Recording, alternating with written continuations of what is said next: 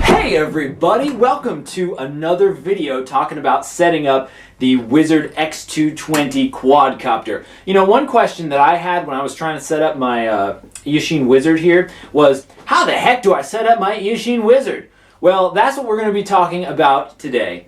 And I have, as I've said in other videos, I have had a heck of a time getting this thing set up. I've spent hours and hours trying to figure out all the little things that you have to do to get it in the air and flying, and it's been very frustrating. So once I finally figured out how to get it going, I decided, you know what, that's not good enough. I don't want you, the next person who gets one of these, I don't want you to be pulling your hair out like I was. I am very excited about this video and a little scared because what I'm going to do is I am going to completely reset all of the settings that I've programmed on the transmitter here. This is the Flysky i6X. I'm going to go into Cleanflight and get rid of all of the settings. What I'm going to do is I'm going to work through this here. This is the setup guide that I wrote for setting all this up. I didn't want to put this out here not knowing if it actually worked. So we're going to go through the whole process, and I hope this will help you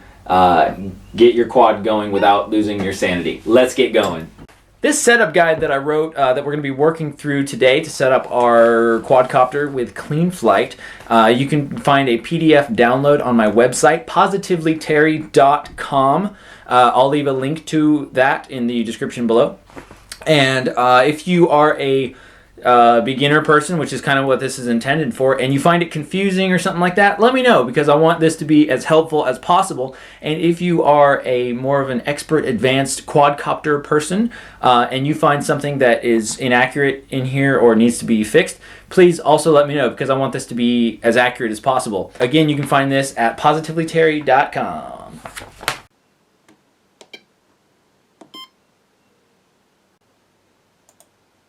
All right, now before we start doing anything, what we want to do is take the props off of the quadcopter. We do not want them spinning around and killing anybody. First step we have here is connect the receiver to the flight controller using the correct ports on the receiver and flight controller. And so what we're saying here is, for this video, for this setup, how I have this set up, we're going to be using iBus, which means on here, this is going to be the iBus port right here.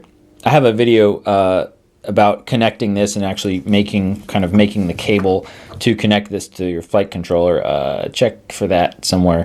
And then it's going to connect to this port right here. Let me zoom in. Zoom. It's going to connect to this port right here. Step 2, we're just going to go ahead and bind the transmitter with the receiver. I don't think you actually have to do it in this particular order, but we're just going to get that out of the way. On your receiver here, there are two little tiny buttons. One says update, the other says bind. And what we need to do is we need to hold down the little bind button while we power on with the receiver connect to the flight controller. We need to power on the quad, basically, while holding down the button. Now it's a little awkward. And so we hold down the button and connect the battery like that. Like I said, it's a little awkward, but you figure it out. And your receiver should blink like this. We're going to take our transmitter. We're going to hold down the bind button right here, and we're going to power it on. And then it goes bloop, beep, and then that should stop blinking, and then it should be bound, and you can tell that it recognizes it right here. Okay, step 3, we're going to configure the transmitter. And again, this is a little bit, this could be changed for personal preference, but this is how I have it set up. Okay, so step 3, and what we're going to do is we can unplug the battery here. We don't need to have the power going to the quad right now. And also a little thing I like to do is I unplug the video transmitter here. This is the video transmitter antenna, and then the actual unit itself. I just take out the little plug to it because it gets kind of hot, and I don't want it to burn up because it doesn't have any airflow circulating around it to cool it down. So we'll just set that stuff aside. Again, if you have the PDF document here, get it at my website, positivelyterry.com. You can follow along with me. And so step 1, we're going to enable aux switches. So what we're going to do is we're going to press and hold the OK button to get into the menu. System menu. Let me make sure you can see this here. So we select System, Setup, and we press OK, and then we scroll down to, let me see here, aux switches at the very bottom. And then we're going to set, we're going to use the up and down arrows to select on or off. We're going to set switch A to on, switch B to on, switch C to on, and switch D to on. And then we're going to set switch the variable off and variable off, because the variable knobs are these guys up here, and I have no use for them right now, so I'm just not even going to bother with them. So I'm just going to set that to off, and then here we're going to set this to channel 8. We're going to long press, as in press and hold cancel, to save. Okay, and then if we go back into the window, it's set up like how we want it to. That's always good to double check, because the way that this user interface is, it's a little weird sometimes. Next thing we're going to do, we're going to set which channels belong to which switches. So we're going to go into the menu, which we are in right now. We're going to go to function setup. We're going to go to aux channels right here. Okay, we're using the up and down arrows. Channel 5 is going to be switch A, and then channel 6 is going to be switch B. Channel 7, switch C, and channel 8, switch D. So 5, 6, 7, 8, because those are my aux channels, which correspond to 5, 6, 7, and 8, just like that. And then we're going to long press, or press and hold, cancel, to save. Again, we're going to go back in just to double check it. Now we're going to set the transmitter for iBus and PPM. And the way we're going to do that is menu, system setup. We're going to go to, sorry, I lost my place. Menu, system setup, RX setup, and then we're going to go down to output mode down there. And then we're going to select PPM and iBus for on serial. It's our PPM and iBus. We're going to press and hold cancel to save it. It seems weird, you know, pressing and hold cancel to save it. It's a strange thing. Let's go back in there and make sure that's what it is. So PPM and iBus. Fantastic. All right, now we're going to set up the fail safes on the transmitter. Now, so what we're going to do for how I have it set up right now, we're going to go into the menu.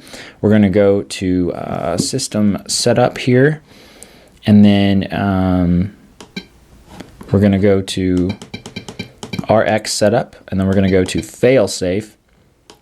And what we want to do is, so we have channel 1, 2, 3, and 4. Channel 3 is our throttle. So, but what I found is that it doesn't really do anything with the quad. But if you were using this transmitter to fly just like simple park flyer or fixed wing stuff, you'd want to set the throttle. You're going to want to set the throttle so that the failsafe is on and it's in the all the way down or off position when it goes to the failsafe.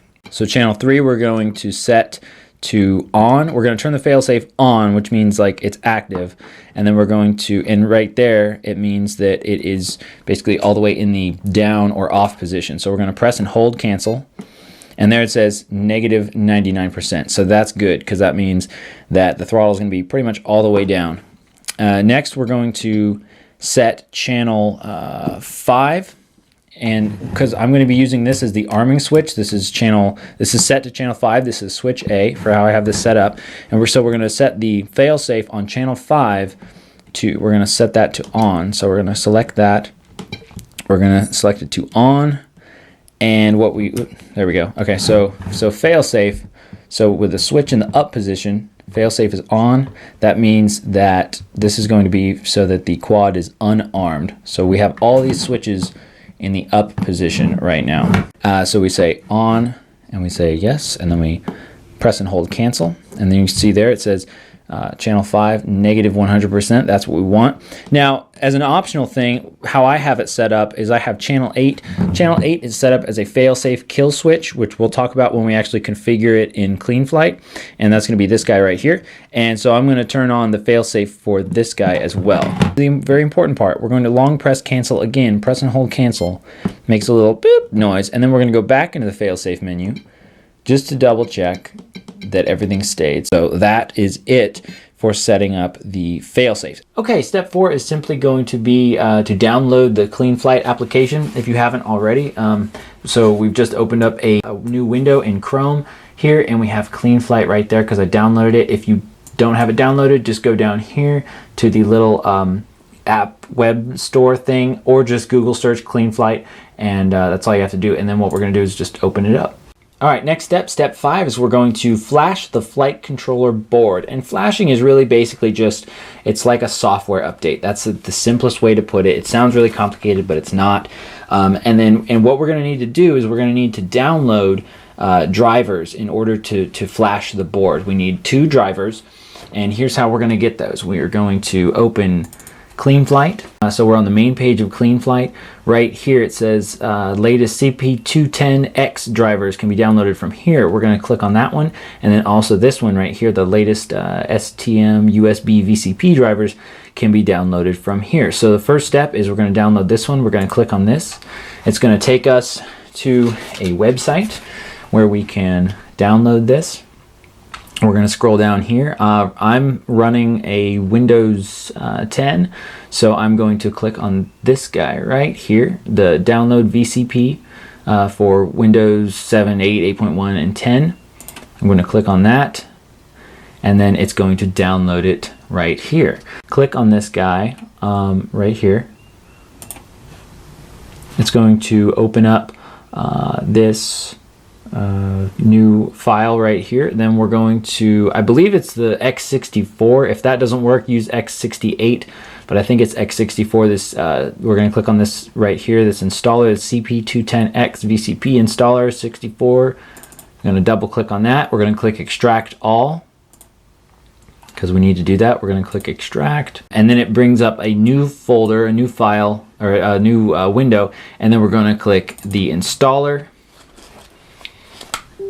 like so, and then it says, do you want to allow this? And we say yes, because it has to, and then we just follow the instructions for this guy, and then it will install, and we say yes, yes, yes, we agree to everything, of course, and then we do all that. Okay, so that's how you're going to install this guy, and then just follow the instructions for that, and it will be installed. We're going to move on to the STM USB VCP driver. So back here in the main Cleanflight menu right here, we're going to click download from here on there. And I hope you guys can see the screen well. I'm not doing the screen capture thing because it just honestly would take too long, and I'm trying to get this video out here as soon as possible. So it's going to take you to this website, st.com, and then you're going to click right here, get software. And then, well, it just takes you to the bottom of the screen, and then you click get software. Now, I've been on this website already to get this software. So right here, it just you're going to click on that, and then you click accept. Well, you read through it, of course, and make sure you agree with everything, and then you click accept. And then, so what it does for me is right here, it just downloads it. But what it's probably going to do to ask you if you haven't gotten anything from here before, it will ask you for your name and your email address. It's kind of a pain, but just go ahead and put those in there, and then it will email you a link to basically a page like this where you can download it. And then so go ahead and do that, fill that out, and then once you get that email with that link and you've downloaded it and you have it sitting right here on, or popped up on your desktop or something like that, go ahead and pause the video and then start it up. Or pause the video and then go ahead and do that and then start it back up.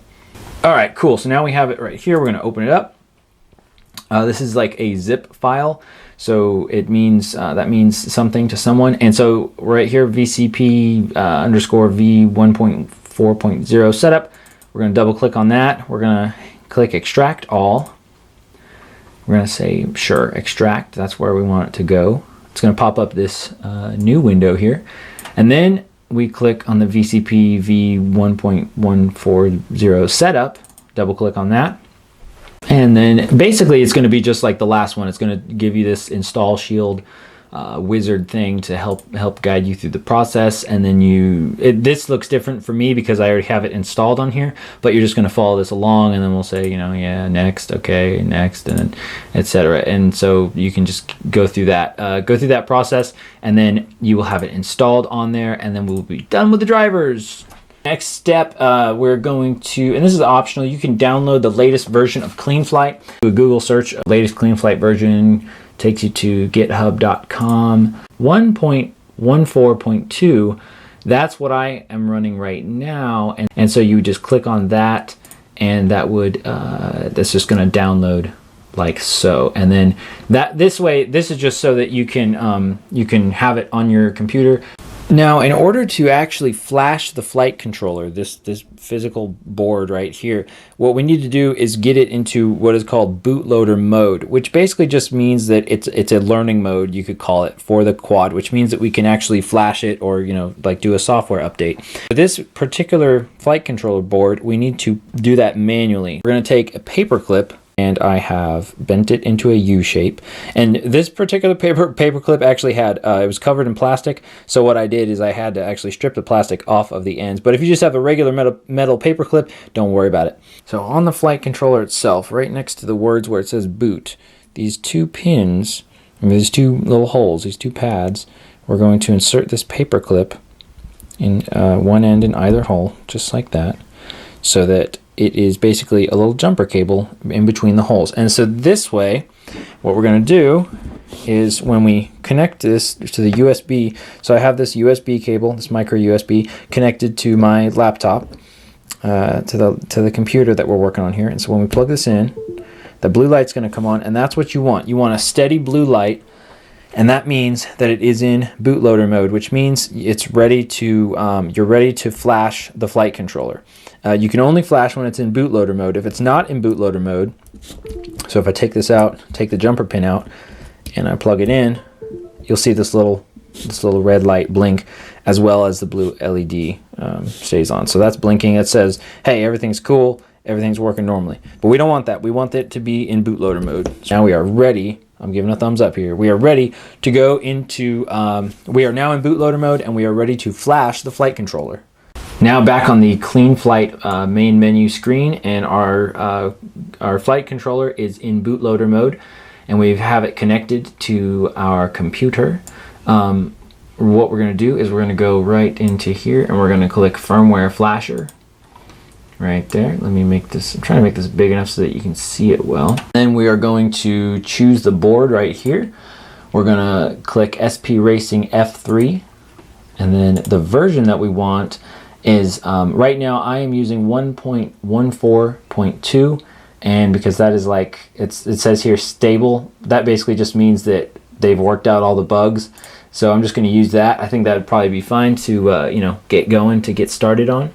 And now you have these other options here. See, these are just some things that, if you're having trouble with the flashing process, you might just play around with these and change a couple, you know, change the whether or not you want it to be manual baud rate or not, you know, flash on connect, full chip erase, that type of thing. Down here at the bottom of the screen, you can click load firmware online or load firmware local. If you've downloaded it like we were talking about, if you downloaded it to your computer, you're going to click load firmware local, but you could probably just do it load firmware online. And then this stuff is going to come up, and it's going to say, this is just tells you about what the thing is that you are, basically like the update info, and then you just click flash firmware, and let's see if it works. Because sometimes this process is pretty finicky, and it was kind of driving me crazy trying to get this thing to work. If it doesn't work, some things that you can try for troubleshooting are, well, just disconnect everything and try it again. You can try changing the flash settings, like I was talking about up here. You know, maybe change manual baud rate, full chip erase, no reboot sequence. I don't know, just try and get something to work. See there, timed out, programming failed. That's not good. Another problem that you might be having, it could be, so we're just going to try it again. One other thing you might try changing the paper clip out, or try using a different USB cord. That's a big thing, because what you might have is a cheap USB cord and the fit isn't good, and so what might be happening is it's you know, it's not connected properly and it's being weird. So right now I'm having some issues with this. Nothing to freak out about. We'll get this thing working. I'm going to try it one more time like this, and then I'll disconnect it and then try it again, and then try manual baud rate and some other things.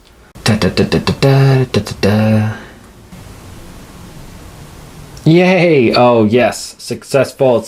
All right, yeah, okay. That's a fantastic thing when that happens. Also, the quad, the flight controller right now is blinking steady red, or not steady red. It's blinking red, just on and off, blinking red. And so that, I guess that means also that it was successful. So that's fantastic. So all I did there was tried all those different things.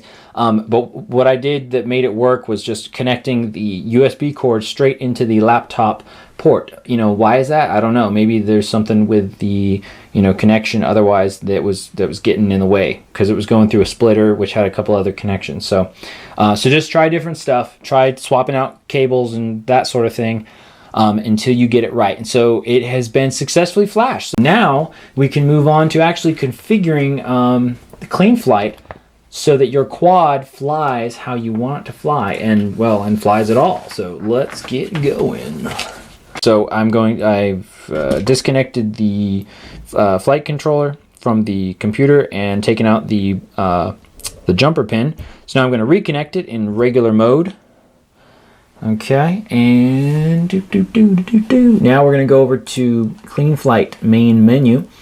We're going to click connect here in the top right corner. Our quad should be connected. Fantastic. Okay, so here's the quad. Now you'll notice this quad on the screen, it corresponds to this quad. But so right now, set it on a level surface. We're going to click calibrate accelerometer. That calibrated the accelerometer. Okay, again, all of this is going to be set up for the receiver and the transmitter that we're using, and we're setting it up on iBus. So we're going to go down here to the ports tab right here. Under UART3, we're going to go here under the RX heading, and we're going to select serial RX. We're going to hit save and reboot. All right, saved and reboot. Now we're going to go to the configuration tab. Under the board and sensor alignment box right here, under yaw degrees, we're going to put 270, and that's because the actual flight controller board is not set up in alignment with the quad, basically. So we're going to set that to 270 degrees. Over here, we're going to set minimum throttle to 1050. I like it at 1050. I think 1150 is too much, so we're going to set it at 1050. Okay, but that's kind of personal preference.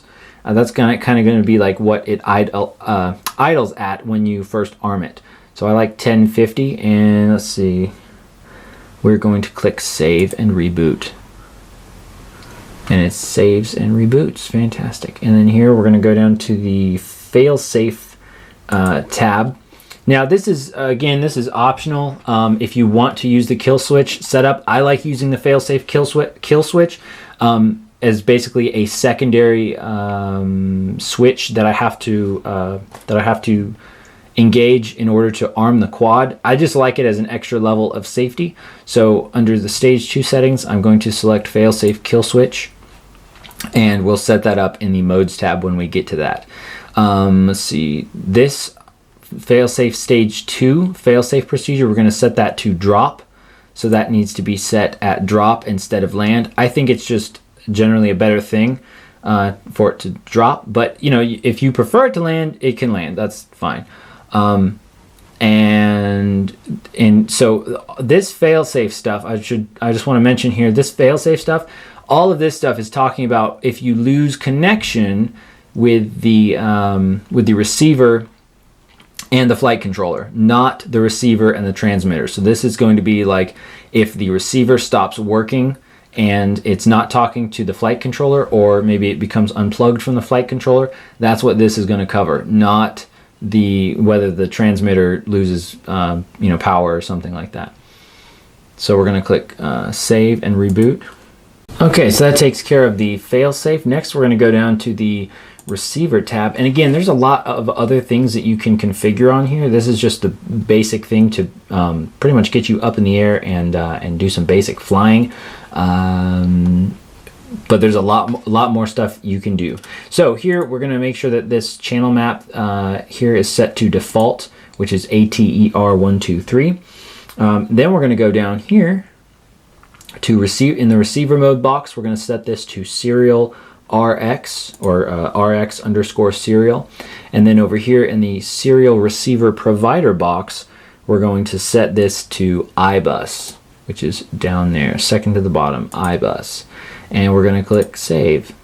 Now, at this point, once we have our receiver settings set up and they've been saved and all that stuff, what I'm going to do is I'm going to connect the transmitter and have that start talking to the receiver and to the flight controller. So what I'm going to do is the flight controller is still plugged into the computer.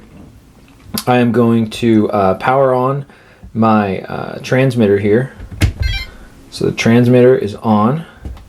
I'm going to plug in the battery to my quad. Make some noise, lights light up, and you can see it here. It's showing up right there. And so now, when I move stuff around, you can see it right here. All right, now let's hop down to the modes tab, the next tab right here. What we're going to do is, now again, this is kind of personal preference, but I'm just going to show you how I have it set up here. So the first one is ARM right here at the top. All right, that's going to be one of the most important switches. Now you see here, there's a little selection box. You have aux 1, 2, 3, 4, 5, 6. We only have it up to 4 for our transmitter. Anyway, but we're going to keep it as aux 1. Aux 1 corresponds to switch A right here. Now you see this little green hash mark? When it's up, when this switch is up, it's right here. When it's down, it's right here. So this little scroll bar, we can drag it and we can also change the size of it. Yes, so it's going to be armed, which means that the quad will be, the motors will start spinning like at idle, and it'll be ready to fly. So when it is in the down position. And the reason why that is because this transmitter, when you power on this transmitter, it tells you to have all the switches in the up position. I think that's dumb. I don't think it should be like that. That's weird. But as it is for safety purposes, we're going to have it so that when it is up, it is like safe, and it is down when you want to fly. So that's how we have it set up right here under aux 1. Next thing we're going to do is we're going to set up angle right here. We're going to hit add range, and then we're going to select this one. And I'm going to have this one be aux 3. Aux 3, which is this guy, this 3 position switch. And so I'm going to have it so that when it is in the up position, it is on angle mode. And angle mode is basically like auto level mode. And what you could do, I had this set up like this. Horizon mode, it's kind of like horizon mode is kind of like in between acro mode and angle mode. If you wanted to do that, what you could do, which is how I had this set up originally, was with the aux 3 in the middle position, would show up right here, and then when it is full down, it's over here, and which means that it will fly in acro mode. So what I found is I mainly just go between auto level and acro mode, so you don't really need to bother with the horizon part if you don't want to. The next thing, if you so desire, and you have a bunch of other options here, is the failsafe. This is for the failsafe kill switch that we previously set up. I'm going to put it to be aux 4, which is the farthest away from the ARM switch. What we want to do is we want to say when the failsafe switch is up, it is over top of it. So it is up and the failsafe is on, meaning that you can't fly. I'm actually, I've been playing with air mode, so I'm going to set up air mode, but you don't have to. My understanding is that it basically gives you more authority over the quad when you have it at like an idle, or when you have 0 throttle setting. So I'm just going to kind of play around with that, and then we're going to click save. And there you go. That's pretty much it. You're pretty much all done. We've gone through all this, the list of stuff here. As far as setting up, you know, and again, a little bit extra with like the air mode and stuff, but you can change that as you learn more about it. But this should get you set up in order to start flying. So let's disconnect this from the computer and make sure that everything works like we want it to. Click disconnect. And now we're going to disconnect the quad from the USB port. We're going to unplug the battery. We're going to turn off the transmitter here, just to kind of like start everything from scratch again. Going to turn on the transmitter like so. Plug in our quad. Again, our props are removed and the motors are clear. We're going to plug in our quad. We can see it pops up on here. Now what should happen is, ooh, hitting the mic there. So what should happen is this is our failsafe switch, failsafe override switch. So we need to switch this down to the fly position, and then this is the fly position, and this is arming. So here now we have unarmed, armed, unarmed, or disarmed, I guess, and then this override switch. So if it's armed and I flip this switch, it just completely shuts it off, and then the arming switch no longer works. And what you have to do is flip the arming switch in the up position, that switch down, and then it takes a little bit of time. It needs like a second delay. So you flip the switch down, wait just a second, and then you're ready to arm again. What we're going to do now is we're going to check and make sure that the failsafe on the transmitter works, because this is very important. What we're going to do is we're going to arm the quad. We're going to bring up the throttle a little bit. And also, you'll notice it's spooling up and doing weird stuff. That's okay. Don't worry about it. It's just that it doesn't have propellers on. So the computer's kind of freaking out because it's not used to that. It's made to fly, not sit on the desk. So anyway, we're going to bring this up, and then what we're going to do is power off, and then the motors stop. They should stop just after, probably like 3 seconds max, and then you can turn it back on. And let's see, it says place all switches in up position. And so that up position for this is safe position. So again, so the throttle is all the way down, and now we can arm, because it won't let you arm if the throttle is not, until it's all the way down, and then it will let you arm. So there you go. And congratulations, folks, you have just set up your Eachine Wizard X220. If you like this video, please give it a like. Please comment if you have any questions, if you're trying to figure something out about setting this up. Or if you just want to say, hey, good job. Again, if you want to get that the PDF, the setup guide, go to positivelyterry.com. That's my blog, and you can find a link there. I'll try and put a link in the description below. Thanks for watching, guys.